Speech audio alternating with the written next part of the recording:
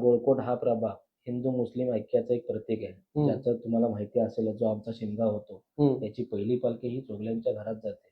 तिथे त्यांचा नारळ वाढवला जातो आणि मग पुढचा कार्यक्रम तो होतो.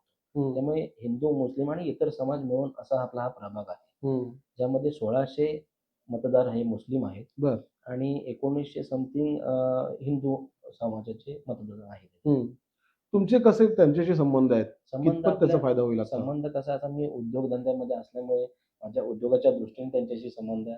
आमचे वडील हे सेनेचे प्रथम शहर प्रमुख होते. म्हणजे सांगायचं म्हणालात की आमच्या गोळकोटमध्ये शिवसेना ही माझ्या वडिलांनी स्थापन करून त्याच्यामध्ये भोईवाडीतील काही कार्यकर्ते होते, देऊळवाडीतले कार्यकर्ते होते, भैरवगडवाडीतले कार्यकर्ते होते. अशा सर्व कार्यकर्त्यांनी मिळून ही संघटना आमच्या गोळकोटमध्ये त्यांनी वाढवली आणि त्यांचाच वारसा घेऊन आम्ही पुढे चालत आलेलो आहोत.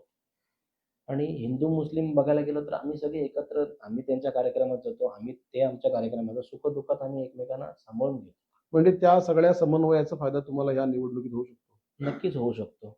राजकारणात म्हणजे इलेक्शन आलंय म्हणून हिंदू मुस्लिम आहे हा असा विषय नाहीये. पहिल्यापासून आपले संबंध चांगल्यापैकी आहेत आणि त्याचा फायदा आम्हाला या निवडणुकीत होईल असं मला एकंदरीत वाटतं.